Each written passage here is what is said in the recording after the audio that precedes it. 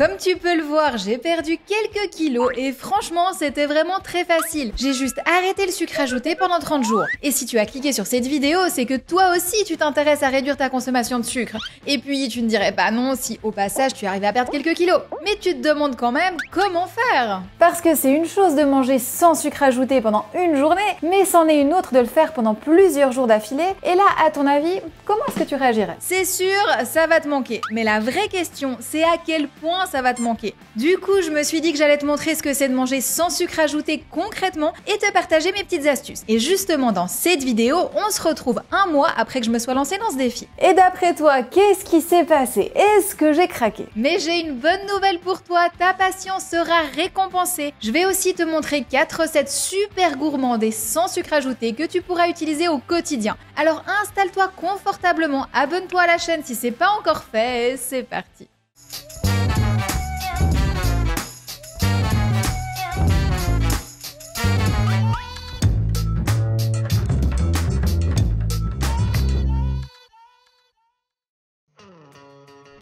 Et oui, on va encore parler de sucre aujourd'hui, mais faut dire que tout le monde parle de sucre en ce moment. Et quand je dis tout le monde, c'est vraiment tout le monde. D'ailleurs, c'est un petit peu de là qu'est partie l'idée de cette vidéo. Récemment, je suis tombée sur un article qui a été publié par Bosch. Donc oui, je te parle bien de l'entreprise d'électroménager. Bref, il y avait cet article et déjà le titre était complètement à côté de la plaque. Adopter une alimentation sans sucre, quels aliments sont autorisés? Quand tu entends ce mot autorisé, ton esprit est déjà en train de se révolter et d'imaginer des moyens de contourner les limites fixées. Un autre exemple beaucoup plus grave, et là je vais te citer un passage, vous souhaitez uniquement vous passer de sucre ajouté ou également de sucre naturel, et là je dis un grand non, on ne cherche jamais à se passer de sucre naturel. Le sucre est un nutriment essentiel au bon fonctionnement de ton organisme, notre corps en a besoin. D'ailleurs, essaie de dire à un sportif pro qu'il doit arrêter le sucre, il va bien rire. Mais bien sûr.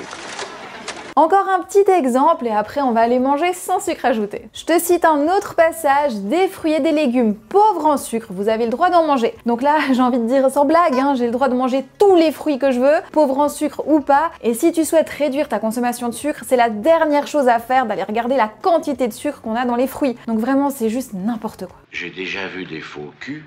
Mais vous êtes une synthèse. Soit tu as déjà réduit tout le reste et dans ce cas tu as absolument besoin du sucre des fruits parce que tu n'as plus d'autres sources de sucre dans ton alimentation. Soit tu n'as pas réduit le sucre ajouté et les aliments industriels. Et tu ferais mieux de commencer par là parce que le sucre industriel est lui vraiment mauvais pour ta santé. Bon, vu que je suis un petit peu remontée là et encore c'est ce que je dis pour rester poli, eh bien je vais te donner encore un dernier passage juste au cas où tu aurais un doute sur le fait qu'ils sont complètement à côté de la plaque. On nous donne une recette sans sucre, enfin soi-disant sans sucre. Allons vérifier la liste des ingrédients. Tu as de la crème de coco, donc ok, normalement il n'y a pas de sucre ajouté, mais à vérifier dans la liste des ingrédients du produit, il y a encore des framboises, donc ok, un citron, là aussi ok, pas de sucre ajouté, et en dernier, l'ingrédient miracle, du sirop d'érable. Donc sérieux, on nous dit qu'on doit manger sans sucre et juste après on nous donne une recette sans sucre avec du sirop d'érable. En gros, cet article c'est juste une grande blague et surtout un prétexte pour parler de leur robot ménager. Mais c'est pas possible d'entendre des conneries pareilles!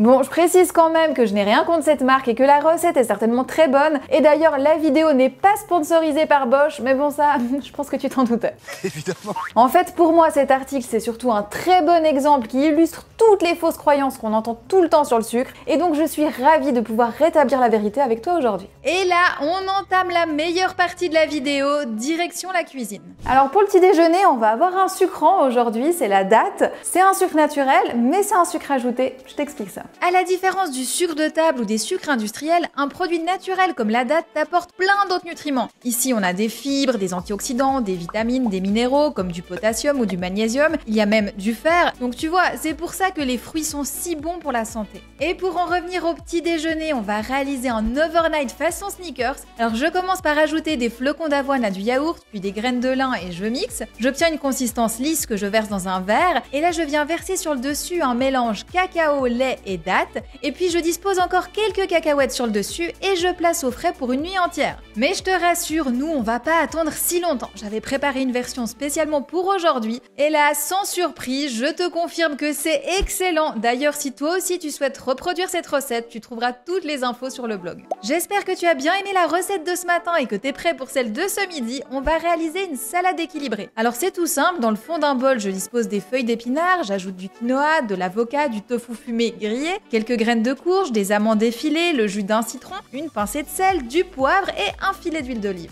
Je vais profiter de ce bon petit plat avant de retourner au bureau. Bon appétit! Donc comme tu le vois, pour ce midi, on est sur un grand classique. C'est simple, c'est efficace et c'est très bon et c'est exactement ce qu'on recherche. Moi, ce que j'aime beaucoup avec ce genre de plat, c'est que tu peux emporter facilement au bureau et surtout, ça peut se manger autant froid que chaud et ça, c'est très pratique quand t'as la file au micro-ondes au bureau.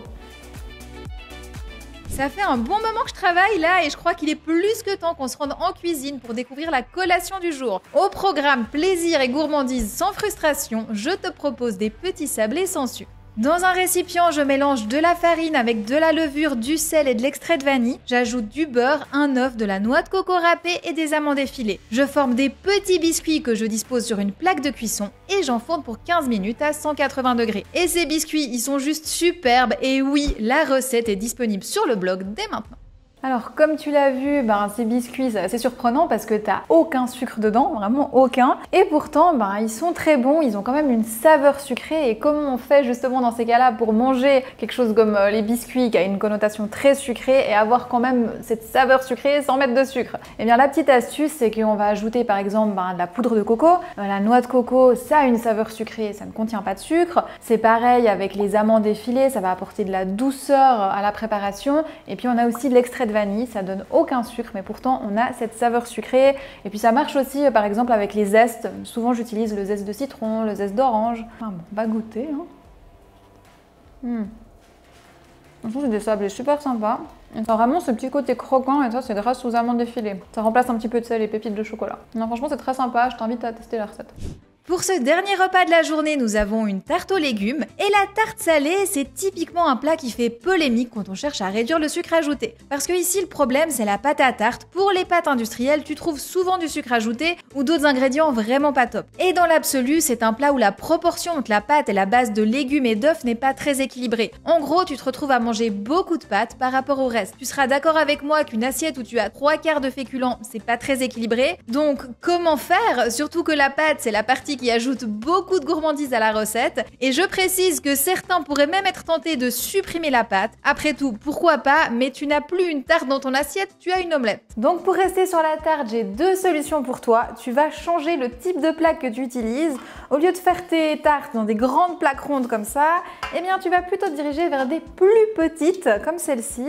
En fait, ça te permet de rééquilibrer le rapport entre quantité de pâte et farce, parce que dans la farce, eh bien, tu vas retrouver des œufs, des légumes, ça te permet vraiment de rééquilibrer la recette. Et puis tu peux aussi préparer ta pâte à tarte à la maison avec des ingrédients que tu choisis toi-même. C'est justement ce qu'on va faire aujourd'hui et j'ai choisi d'utiliser uniquement de la farine complète. D'ailleurs, dans les pâtes que tu trouves dans le commerce, tu as rarement uniquement de la farine complète, même si c'est écrit en gros sur l'emballage, farine complète. Je vais te donner un exemple avec la gamme Tarte en Or de la marque Erta. Tu vois le gros logo farine complète? Eh bien, à ton avis, il y a quel pourcentage de farine complète? 100%? Non, personne n'y croit vraiment. En tout cas, je ne t'en parlerai pas sinon. Bon alors quoi? 65%? Moins? Eh bien en fait, beaucoup moins. Assieds-toi parce que ça va être un choc. Donc tu as seulement 4,7% de farine complète dans cette recette. Donc est-ce qu'on se fout de nous? Oui, complètement, ça s'appelle du marketing. Et d'ailleurs, je trouve qu'il devrait y avoir une règle pour que la place qu'occupe l'ingrédient sur l'emballage ne soit pas plus importante que celle qu'elle occupe dans la recette. Je te laisse imaginer le mot farine complète qui occupe seulement 5% de tout l'emballage. On rigolerait bien. Plus sérieusement, on va se lancer dans la préparation de notre tarte faite de manière honnête et transparente. Alors je sors la pâte du frigo, je l'ai préparée hier pour le tournage, mais tu trouveras tout le détail sur le blog. Je l'étale et je dispose dans le fond d'un moule. Je pique le fond avec une fourchette et j'enfourne pour 25 minutes à 180 degrés. Pendant ce temps, je prépare l'appareil à tarte, donc là je mélange des œufs avec de la crème et du fromage râpé. Je viens verser la moitié dans le fond de tarte et là j'ajoute des légumes crus. Pour aujourd'hui, j'ai choisi des courgettes et des asperges préparées en tagliatelle. Je les dispose et je verse la fin du fond de tarte sur le dessus et là j'enfourne pour 40 minutes.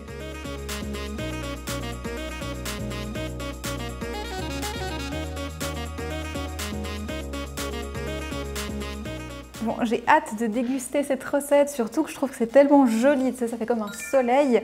Et faut pas hésiter à varier les légumes, hein. Aujourd'hui j'avais des asperges, si t'en as pas, tu peux mettre par exemple que des courgettes ou encore autre chose, faut se faire plaisir, hein. Alors, franchement c'est excellent, c'est frais. Et la pâte, elle est super bonne, elle est bien croustillante.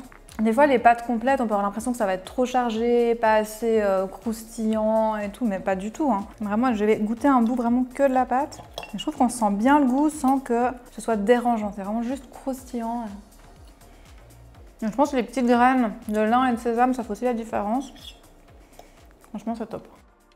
Pour résumer, toujours beaucoup de confusion et de fausses croyances autour du sucre, mais le sucre, c'est pas le coupable, d'ailleurs c'est plutôt la victime dans cette histoire. Le coupable, c'est l'alimentation industrielle transformée. À cause de ces industriels, on retrouve des grosses quantités de sucre dans plein d'aliments où il ne devrait pas y en avoir. En fait, c'est arrivé avec la mode des sodas et puis tous ces produits diète. C'est le comble, non? Pour gagner des calories, on a remplacé le gras par du sucre, et les industriels ont remarqué que tout d'un coup, les gens mangeaient beaucoup plus de leurs produits. Alors autant te dire qu'ils ont pas mis longtemps à faire le lien. Au final, la quantité de sucre qu'on consomme tous les jours est beaucoup trop élevée par rapport aux problèmes de santé qui en découlent, donc il y a un vrai intérêt à réduire sa consommation de sucre, mais faisons-le de manière intelligente et pas comme dans cet article Bosch. Tout simplement, on commence par les boissons, on consomme beaucoup trop de sucre caché dans les boissons, c'est le pire. Après, il y a tous les produits industriels, manger moins de produits transformés, c'est indispensable. Du coup, cela implique de cuisiner. Alors j'entends souvent qu'on est à la bourre, qu'on n'a pas le temps de cuisiner, et ok, je comprends, mais à un moment, c'est aussi une question de priorité. Si ta santé est importante pour toi et je mets du poids là-dedans, il faut prévoir un peu de temps pour cuisiner. Alors, pas besoin d'y passer plusieurs heures chaque jour, mais cuisiner va être le meilleur moyen de prendre soin de ta santé et de tout mettre en ta faveur pour perdre du poids. Et c'est d'ailleurs pour ça que mes programmes ont autant de succès, je mets en place les bonnes conditions et ensuite tout est beaucoup plus simple pour atteindre des résultats. Typiquement avec le programme Détox au sucre, en agissant simplement sur différents leviers comme certains produits sucrés qui trouvent toujours le moyen de revenir dans notre alimentation,